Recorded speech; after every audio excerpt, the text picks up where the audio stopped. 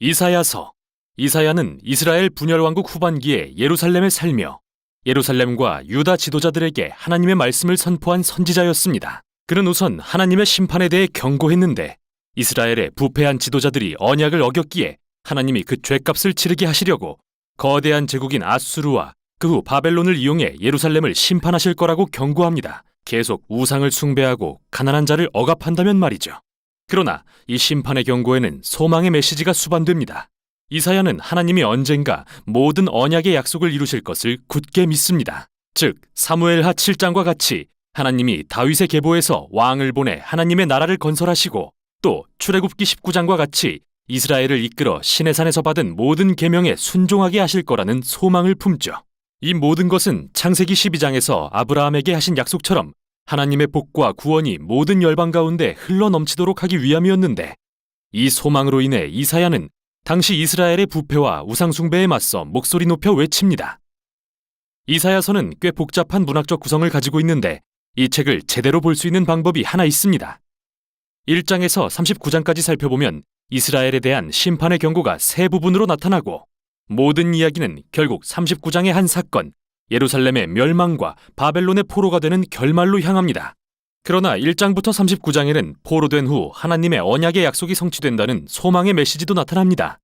40에서 66장은 그 소망의 메시지를 더 자세히 발전시키는 내용이고요. 우선 이 영상에서는 1장부터 39장에 초점을 맞춰보겠습니다. 첫 부분은 이사야가 본 환상으로 예루살렘에 대한 심판과 소망에 관한 것인데요. 이사야가 언약에 불순종하고 우상을 섬기고 불의를 행한 지도자들을 꾸짖는 걸로 시작됩니다. 하나님은 예루살렘을 심판하기 위해 이스라엘을 정복할 나라들을 보낼 거라 말씀하십니다. 이사야는 이것이 정결케 하는 불과 같아서 이스라엘에서 쓸모없는 것을 태워 회개하고 하나님께 돌이킨 남은 자들이 거하는 새 예루살렘이 세워질 거라고 말합니다. 또 이사야는 그제야 하나님의 나라가 임해서 온 열방이 예루살렘 성전에 나와 하나님의 공의를 배우고 마침내 평화와 화합의 세상이 도래할 것이라고 말합니다. 이 책의 기본 줄거리는 옛 예루살렘의 심판이 임해 정결케 된 후 새 예루살렘으로 거듭난다는 것인데 이 내용이 책 전반에 걸쳐 반복되고 점점 더 자세한 묘사들로 채워지게 되죠. 중심이 되는 6장에서는 이사야가 놀라운 환상을 봅니다.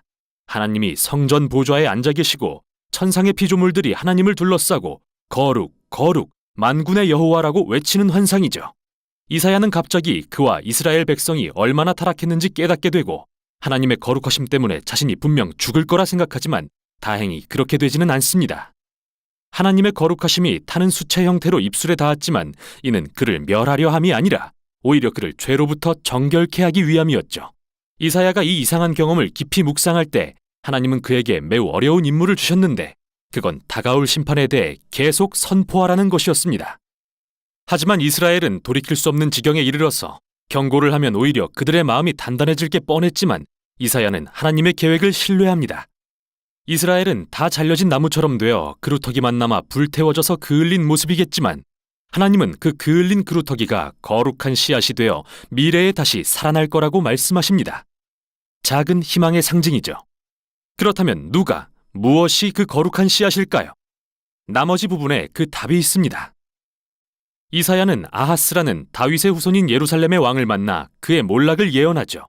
하나님은 아수르 제국이 먼저 이스라엘을 무너뜨리고 그 땅을 황폐케 할 것이라 말씀하시지만 소망은 있습니다.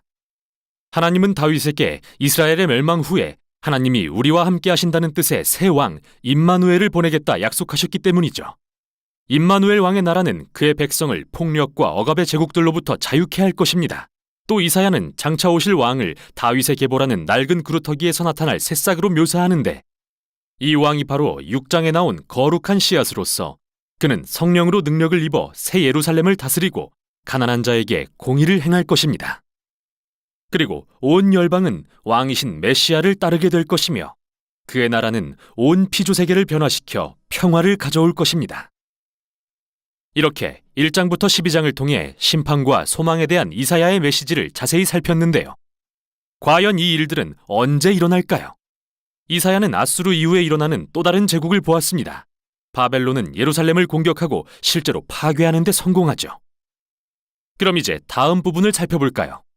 우선 13장부터 27장에 나오는 방대한 양의 신은 열방을 향한 하나님의 심판과 소망에 대한 것인데요.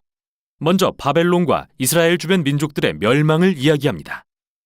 이사야는 강한 제국 바벨론이 나타나 아수르를 무너뜨릴 것을 예언합니다.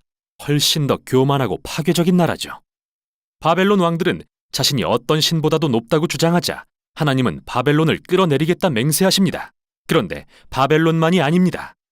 이사야는 이스라엘의 주변 민족들을 열거하면서 그들도 교만과 불의의 죄로 인해 결국 망할 것을 예언하죠. 그러나 기억할 것은 이사야에게 하나님의 심판은 결코 이스라엘이나 주변 민족의 최후를 의미하지는 않는다는 겁니다. 이는 다음 부분 두 도시에 대한 일련의 시로 이어지는데요. 여기 교만한 도시가 있습니다. 자기 자신을 하나님보다 높이고 부패했고 불의한 곳이죠. 이 도시는 하나님께 반역한 인류의 전형으로서 이사야가 앞서 묘사한 예루살렘, 아수르, 바벨론을 모두 합쳐놓은 것 같은 모습으로 그려지고 있습니다. 결국 이 도시는 파멸로 향할 것이고 새 예루살렘이 도래할 것입니다. 그리고 그곳은 하나님이 구원받은 온 인류의 왕이 되시며 더 이상 죽음과 고통은 없는 곳이죠. 이 장들은 이 부분의 절정으로서 이사야의 메시지가 당대를 넘어 얼마나 멀리까지 향했는지 보여줍니다. 그의 메시지는 하나님이 폭력과 압제를 일삼는 나라들을 심판하시고 공의와 평화, 치유의 사랑으로 다스리실 나라를 기다리는 자들을 향한 것이었죠. 다음 부분은 예루살렘의 부흥과 멸망으로 다시 돌아가는데요. 먼저 이사야는 수많은 시를 통해 예루살렘 지도자들이 아수르의 공격으로부터 방어하기 위해 이집트를 의존한 것을 비난합니다. 그는 이 방법이 역효과를 낳을 것을 알았기에 오직 하나님만 의지하고 회개할 때에만 이스라엘을 구할 수 있다고 선포합니다. 이 부분은 히스기야 왕의 이야기에서 잘 묘사되는데요. 이사야의 예언대로 아수르 군대가 예루살렘을 공격하러 오자 히스기야는 하나님 앞에 겸손히 나아가 도우심을 구하고 예루살렘은 하룻밤 사이에 기적적인 구원을 경험하게 됩니다. 그러나 이런 히스기야도 곧 몰락하고 마는데요. 그는 바벨론 사절단이 방문하자 예루살렘의 모든 보물과 성전과 궁전을 보여주며 환심을 사려고 했습니다. 이것은 분명히 군사적 보호를 위한 정치 동맹을 맺기 위한 행동이었죠. 이를 들은 이사야는 히스기야에게 가서 그의 어리석음을 지적하며 말합니다. 동맹국이라 여겼던 바벨론은 그를 배신할 것이며 적이 되어 예루살렘을 정복하러 올 것이라고요. 그리고 열왕기하 24, 25장은 이사야의 말이 옳았음을 증명하죠. 그로부터 100년쯤 지났을 때 바벨론이 쳐들어와서 예루살렘 성과 성전을 파괴하고 이스라엘 백성을 포로로 끌고 간 것입니다. 이렇게 1장부터 39장까지 하나님의 심판에 대한 이사야의 경고는 현실이 되고 마는데요. 그는 참된 하나님의 선지자였음을 알 수 있습니다. 하지만 기억하세요. 하나님의 심판의 목적은 예루살렘을 정결케 하고 거룩한 시, 즉 메시아의 나라가 열방에 임하는 것임을요. 그리고 소망에 대한 이야기는 다음 부분에서 살펴볼 것입니다. 우선 여기까지 이사야 1장에서 39장이었습니다.